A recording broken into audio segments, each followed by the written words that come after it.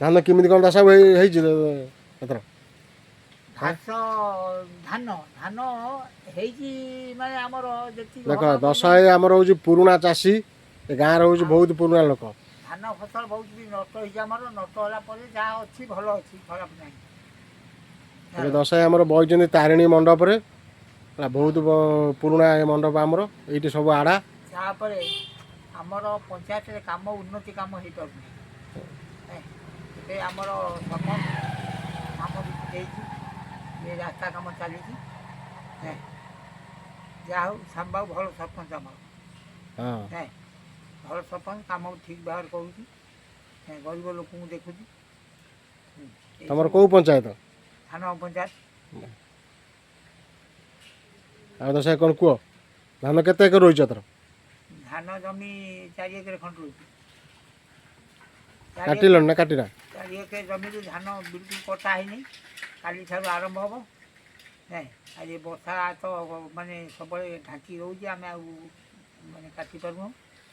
ଦେଖ ଦାସା ଆମର ଏତେ ଗୁଡ଼ିଏ ଧାନ ଚାଷ କରିଛନ୍ତି, କେତେ ସୁନ୍ଦର ଧାନ ସବୁ ହେଇଛି। ଆସିକି ବିଲରୁ ଆସିକି ବସୁଛନ୍ତି ବର୍ତ୍ତମାନ ଆମର ଯେଉଁ ତାରିଣୀ ମଣ୍ଡପରେ।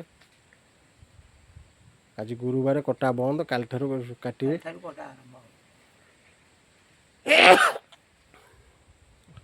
ହଉ ଦଶାଇ ତମେ ଯା, କୁଆଡ଼େ ଯିବ ହେଲା। ମୁଁ ଟିକେ ଠାକୁରଙ୍କ ଟିକେ ଇଏ କରିଦେଇ। ଏ ଆମର ଦୋକାନ ଶନି ମନ୍ଦିର ହେଲେ ଏଠି କଦଳୀ ଧୂପ ସବୁ ବିକ୍ରି ହୁଏ।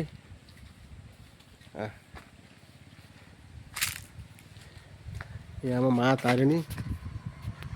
ତାରିଣୀ ଆମର ଦେଖନ୍ତୁ ବହୁତ ପୁରୁଣା ଆମର ଏ ତାରିଣୀ, ବହୁତ ଇଏରେ କରିଥିଲୁ ଆମେ। ଗଛ ମୂଳେ ଥିଲେ, ଏବେ ତାଙ୍କ ଛାତ ଫାତ ପକାଇ ଠାକୁରଙ୍କର ପୁରା କରିଛୁ ଆମେ। ମା ତାରିଣୀ କେତେ କଷ୍ଟରେ ଆଙ୍କୁ ଆଣି ଆମେ କରିକି ଇଏ କରିଥିଲୁ। ଇଏ ହେଉଛି ଆମର ପାର୍କ, ଯେଉଁ ପାର୍କ ହେଇଥିଲା ସେ ପାର୍କ ବର୍ତ୍ତମାନ ପୁରା ଇଏ ହେଇକି ଦେଖ ଧୂଳି ସାତ୍ୟ ହେଇଗଲାଣି। ଘାସ ଜଙ୍ଗଲ ସବୁ ଭର୍ତ୍ତି ହେଇଯାଇଛି ବର୍ତ୍ତମାନ ପାର୍କରେ। ଇଏ ଆମର ଶନି ମନ୍ଦିର। ଶନି ମନ୍ଦିର ଆମେମାନେ ସବୁ ପ୍ରଚେଷ୍ଟା କରି ଏଇଠି 3 ଦିନ କାଳ ଆମେ ଯଜ୍ଞ କରି ଠାକୁରଙ୍କୁ ଆଜ୍ଞାମାଳ ଆଣି ବସେଇ, ଏଇ ଗଛ କେତେ ଛୋଟ ଥିଲା ଆଜି ଓସ୍ତ ଗଛ କେତେ ବଡ଼ ହେଇଗଲାଣି। ଠାକୁରଙ୍କର ଏ ହେଉଛି ଆମର ଶନି ଠାକୁର। ମା ଠାକୁରଙ୍କୁ ଦେଖ, ଆମ ଗାଁର ସାନମଙ୍ଗ ଗାଁର ଶନି ମନ୍ଦିର।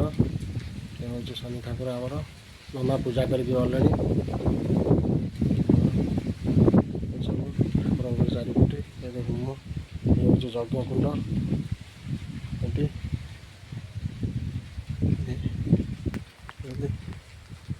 ଆମର ପୋଖରୀ ଦେଖନ୍ତୁ, ବଙ୍ଗାଳୀ ପୋଖରୀ। ଏ ହେଉଛି ବଙ୍ଗାଳୀ ପୋଖରୀ।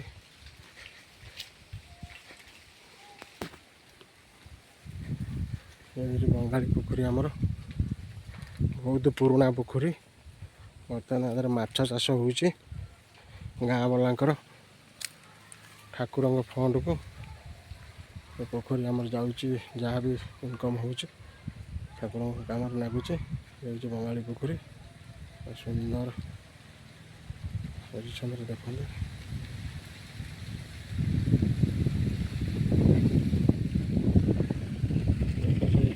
କରୁଛନ୍ତି। ଇଏ ହେଉଛି ଆମର ସେପାଖରେ କ୍ଲବ ଘର, BMW କ୍ୱାର୍ଟର।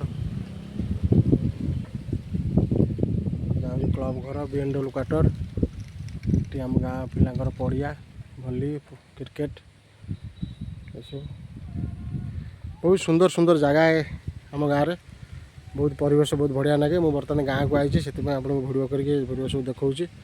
ଲୋକମାନେ ସବୁ ଧାନ ଚାଷରେ ଲାଗିଗଲେଣି, କଟାକଟିରେ।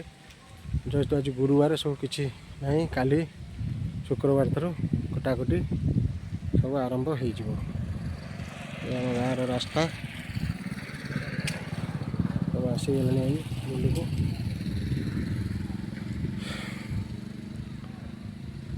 କେତେ ବଡ଼ ପୋଖରୀ ଦେଖୁଛୁ, କି ସୁନ୍ଦର ପୋଖରୀ, ବଙ୍ଗାଳୀ ପୋଖରୀ। ଆ ନା ସୁନ୍ଦର ଲାଗୁଛି। ଗାଁର ପରିବେଶ। ଜୟ ଜଗନ୍ନାଥ।